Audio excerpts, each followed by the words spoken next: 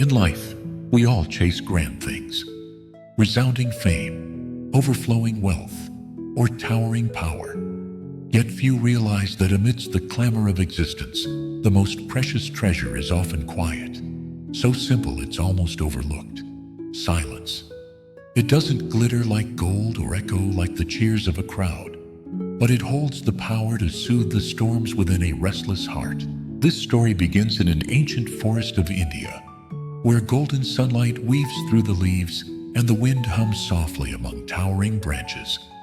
There, a reclusive monk lived in quiet harmony on a moss-covered rock, his serenity drawing a mighty king, one who owned the world but had lost himself. As the royal carriage halted before the green canopy, the king could not have foreseen that what awaited him was not a dazzling treasure, but a gentle yet profound journey, unlocking the door to true happiness. Step into this tale with me and discover that sometimes to pause is to travel further than ever before. Deep within that forest, where the cheerful chirping of birds mingled with the babbling of a stream, like nature's own melody, the monk sat, eyes half closed, his breath steady, as if one with the pulse of the earth. Clad in a simple dark brown robe, his frail frame belied a face radiant with wondrous peace, like moonlight piercing a starless night, untouched by the world's chaos. Word of his stillness is spread far, winding through rugged paths and humble thatched villages until it reached the opulent palace of a renowned king. One afternoon, as a soft breeze danced through the trees, dust swirled in the air as a royal carriage rolled to a stop at the forest's edge. White horses neighed, their hooves striking the ground in a lively rhythm. The king emerged, his golden embroidered cloak billowing proudly, the pearls on his crown catching the sunlight like captured stars. Yet beneath this splendor, his face bore the deep lines of exhaustion, his eyes clouded by sleepless nights and endless worry. He knelt on the damp earth, trembling hands resting on his knees, his voice breaking with desperation. Revered teacher, I have everything. Vaults of gold that gleam in the torchlight, a throne of rare ebony, a name even village children recite. But my heart is a raging sea, waves crashing without end, dragging me into unrelenting fatigue and fear. Peace eludes me, even in fleeting dreams. Please, show me a way out of this tempest, so I may live without being torn apart by my own mind. The monk opened his eyes, his gaze piercing through the king's lavish exterior to the raw, hidden wounds of his soul. He smiled, a smile as tender as a passing breeze, and his warm voice rose in the stillness. Your Majesty, you need not look far. Peace lies within you, but you've never paused to hear its whisper. Your life is drowned in noise, the clamor of courtiers, the neighing of horses, the clinking of coins, leaving no space for silence. I ask you to try something simple, not a miracle or grand secret, but a truth you can feel. If you open your heart, the storm inside will fade like mist before the dawn. The king looked up, a fragile spark of hope flickering in his shadowed eyes. I'll do anything, he said, his voice steadier, as if grasping a lifeline. If only my soul could feel light, even once. The monk rose, his slender yet firm figure guiding the king to a modest monastery nestled among ancient trees. Its earthen walls, weathered by rain and wind, and its faded thatched roof, strewn with dry leaves, stood in stark contrast to the palace's grandeur. Inside, rough wooden beds lined the walls.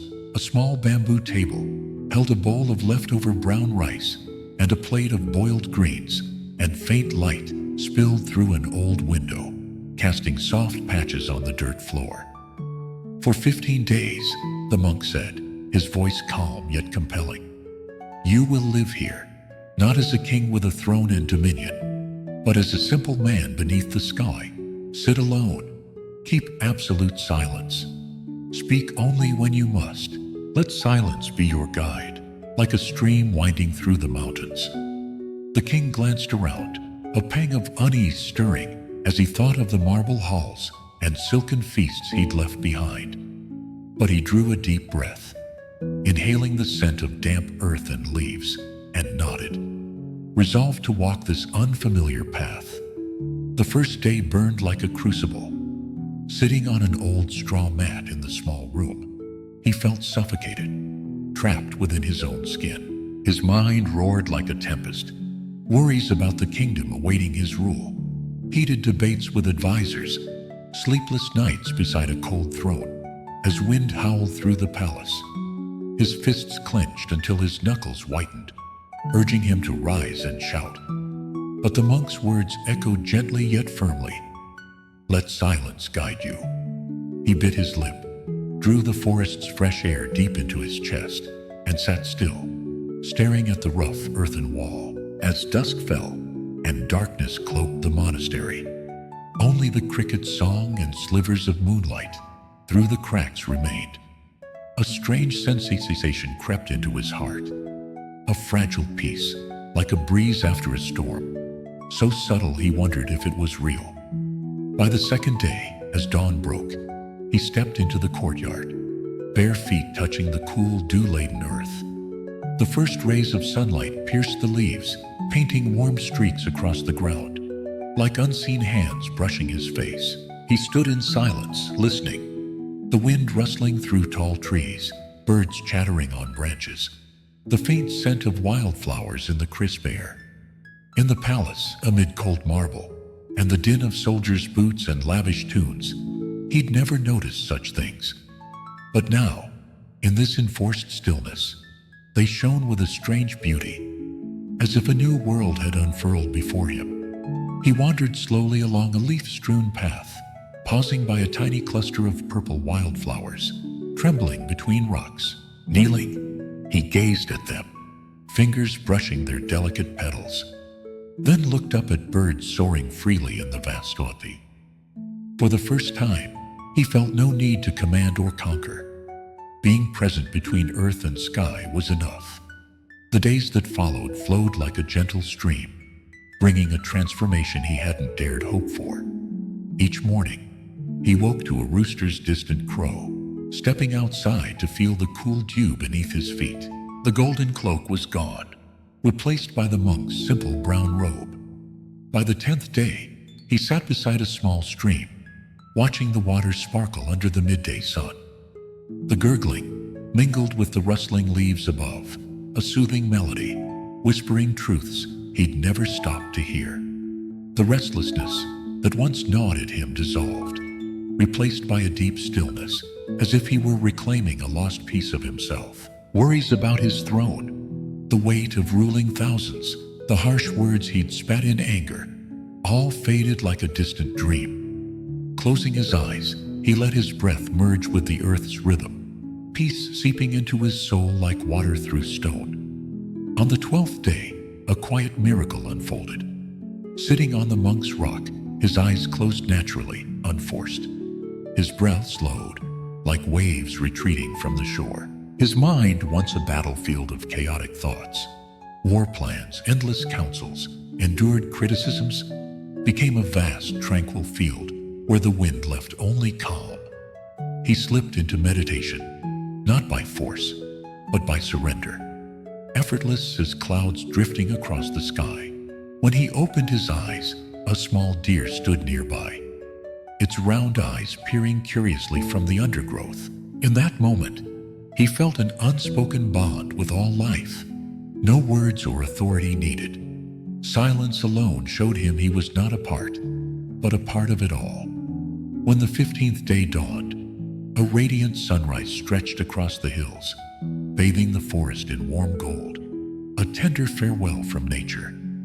The king knelt before the monk on the damp earth, hands clasped, his voice trembling with emotion. "Revered teacher, I see now why my heart was a stormy sea. I spoke too much, wasting energy on empty words and dark thoughts, about courtiers who irked me, family who misunderstood me, subjects who didn't honor me.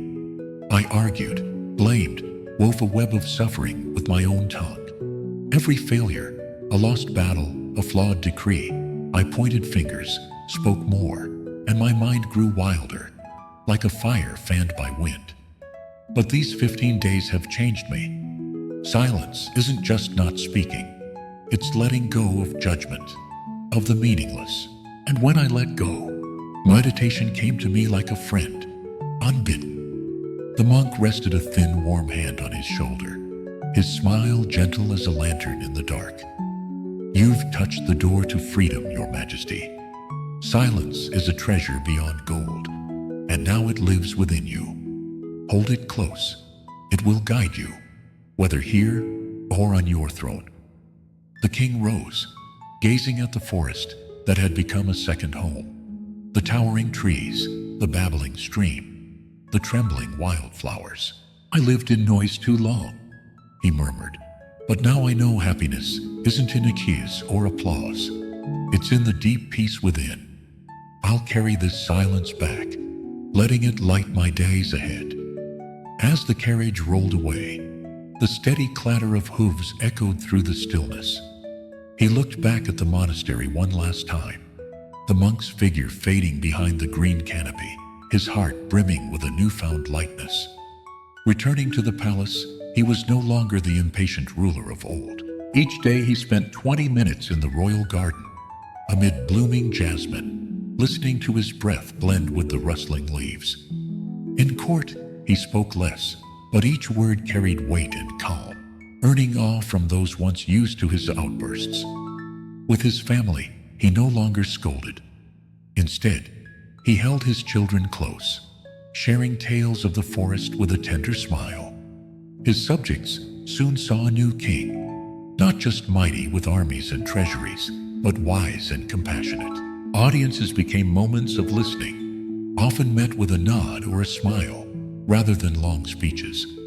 His story spread across the kingdom, like a cool breeze over dry fields, inspiring farmers to pause by their paddies, blacksmiths to rest by their forges, mothers to hush their children in quiet, each finding a moment to hear themselves. In the now still forest, the monk sat on his mossy rock, eyes half closed, breathing with the wind.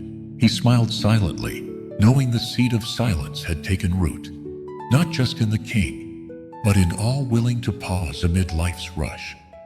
The Buddha once taught, "Peace comes not from without, but from a still mind."